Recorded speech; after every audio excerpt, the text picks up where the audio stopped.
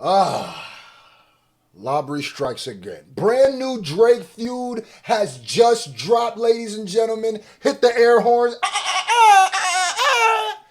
That boy Drake has been fighting for his life for the last 2 years, and today he's got a new foe. Let's keep it real. I think Drake is just trying to get him a victory somewhere. And I guess it's the old, now I can say, Hot 97 cast. Let's get right to it. Chicks. Get ready. You know what to do, chicks. So let's hit Chicks smooth. Hey, and they telling me this one's getting real. This one's getting real. They putting axe emojis and and threatening people over DMs. Smooth. Appreciate all the coverage that you've been doing. I've been watching your shit for a while. I just subscribed to your shit too, bro. Oh man, less than 48 hours after losing their job at Hot 97, Ebro and Rosenberg. If you didn't know, Ebro, Durden, and Peter Rosenberg, not to be confused with Paul Rosenberg of Eminem, but Peter Rosenberg were the hosts of the Hot 97 morning show. Now, I've said for a long time Hot 97 as an entity has fallen off, and this was years and years and years ago. I think in the years since like the internet boom and stuff like that, I feel like they've made almost every wrong mistake. I even remember when Ebro was making fun of people being on YouTube, and now they have to run to YouTube. So I'm not like the huge. I don't like hate them, but like I'm not like the hugest fan of anybody in this situation. But like I don't hate. You know what I'm saying? So let's get right to it. Like I said, especially Rosenberg, I think have done some goofy-ish throughout the life. But none of them is as bad as Akademiks. So Rosenberg are crashing out. Let's put that I told you guys yesterday, a lot of people were coming out and dancing on their graves. And also a lot of you guys too in the comments. You guys said, chicks, these guys deserve it. These guys were not only terrible radio personalities, but they also did nothing with their time at the station. I know. And like I said, I wouldn't even disagree. Did I say them stuff? No. But would I fully disagree with all of that? No. If you were real, it's crazy because if you were like a real hip hop head and hip hop fan, you probably, what Hot 97 used to mean to what it means now, it's kind of crazy. You know what I mean? It's kind of crazy. I know it's tough to lose your job before Christmas, especially when you're head of household and you got family and kids depending on you. Facts. And even worse, you get online to social media to see everybody loving the fact that you're fired. The fact that you no longer... They made a lot of enemies. That's another thing where a lot of people are going to be... let's not even talk about the Akademiks and Labrie Graham. Let's not even talk about that. But there's like some real, like Saigon that came out. There's some real legitimate gripes people have had with Ebro, Peter Rosenberg, and the entirety of Hot 97 for a while now. So that's why people will go like that. There's people who blame Ebro for killing New York hip hop. Longer have any income coming in. Crazy. It's tough. Trust me, I know. But you got to get off social media. These guys are most likely going through the worst time of their life right now. Deep down, they're probably not sure if they still want to continue broadcasting, but you don't want to easily let go of something you built 10 years ago. And on top of that, you now have your two worst enemies in Akademiks and Drake clowning you for it. Normally, when people get fired from a long tenure... And there's actually been even more updates to this, and Drake is on 100% crash out mode, but that'll be for, either that'll be my next video, or I'll cover it tomorrow, because this whole saga unraveled pretty fast. I was going to always do this story, but then the whole Drake's response... What? Oh, we don't get to that. Their job. They but get up. This is crazy too. Off social media for a couple weeks just to let the noise die down a bit. We got to do the beginning of the beef, how it started. But not when it comes to Ebro and Rosenberg. But you at least got to make it look believable that you're not bothered by being fired. You know when you break up with a baddie and you're depressed, you try to feel better, so you go to the club and the thought is there. You can't let it see you sad and miserable. Nah, you gotta turn up. You gotta buy every bottle in that club. Invite all the girls in the club to your section. Yeah, her friends too, just not her. She gotta be in Gen Pop. You gotta have a ball. She gotta be in Gen Pop. What's goody? It's your boy Screw. You know I'm always trying to find ways to make a little money on the side. And one thing I really rock with are those programs that allow you to get paid for playing games. And the one I'm using right now, I'm rocking with, is called Tester Up. Wow, that is very interesting. Please tell me more. It's an app that makes everything way easier. You download it, Pick a game, and it tracks your progress for you so you don't have to guess or wait for the payout. This finna be a breeze. Out of everything I've tried, they've had the best payouts, and that's why I'm really rocking with them currently. So here's how it works. Now, obviously, mobile games need people to play their games. Instead of just running ads, they pay TesterUp to find people who will actually play. Oh, say less. TesterUp connects you to those games so you actually get paid for the time that you put in. When you sign up, there's usually a bonus offer that pops up. Start with that one. It's the easiest way to rack up your first bit of money. If you want to try it, download through my link or scan my QR code so you're using the same system that I am. There's a lot of random programs out there, but this is the one that's paying out the best. There can be only one. So give it a shot and let your boy know what you think. Nah, Chicks low-key getting funnier too. She gotta be in Gen Pop. Now she gotta go to the hole. Yeah, 13-1. You feel me? Your friends, come on. Then come to the yard. It's 13-1 for you.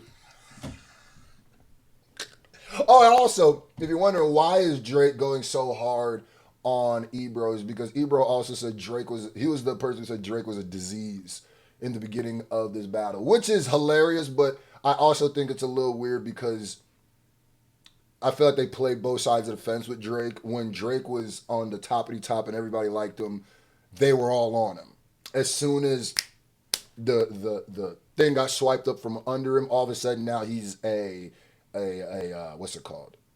A disease in hip hop. And if you've always believed that, right?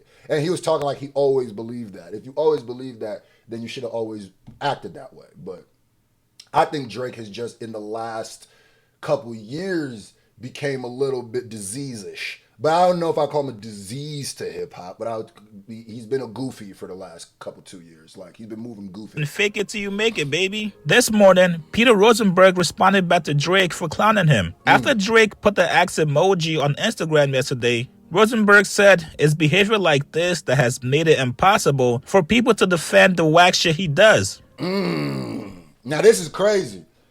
Like, I have to keep saying this. Peter Rosenberg, let me not be kidding because I spoke a lot about Ebro. Peter Rosenberg has also done a cavalcade of goofy things. Things where I look at him and go, he said some stupid things.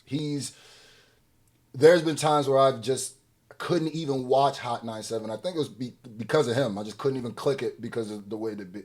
But like I said, this is like just two cars going boom. I'm just eating the popcorn, I'm watching this. Whoever ends up on top, whoever ends up getting cooked. But happy Hanukkah, my one-time pal. Damn. I truly wish you well, even if... Oh, and like he said, that opening bar, it's behavior like this that has made it impossible for people to defend the whack as she does. I agree with it. You're celebrating what you believe is our demise. Spoiler alert, we're about to be much bigger now that we won't be held back by a company that is and has been completely lost ever since they bought the station. Hey, listen, he's shooting at the station, he's shooting at Drake, yeah, I mean? But I will say that Happy Hanukkah, my one-time pal, is, I think, where the people who support Drake, or let me not say that, the real people who, like, because I could even say, yeah, I think that's probably why Drake is upset. Because you went from my one-time pal to you are a sickness in the game. And it would, like I said, it would be different if it was like the things that he did during the beef, because I completely have changed the way I look at Drake since the things he's done since the beef. But for you to be like the head of music, the head of programming and do this and how much Drake and Young Money and stuff you play. And then now, it's like, man, you could have told me that earlier if you knew. You're supposed to know behind the scenes. Let's keep it a buck here, you guys. I get it. You got to be confident. You got to believe in yourself. But I don't know if the company was the reason why these guys weren't as big as they thought they would be. Facts. I don't know if Rosenberg is trolling here, but most of the comments is people saying, yes, good riddance. Now, don't get it. It's not the company, guys. It's y'all.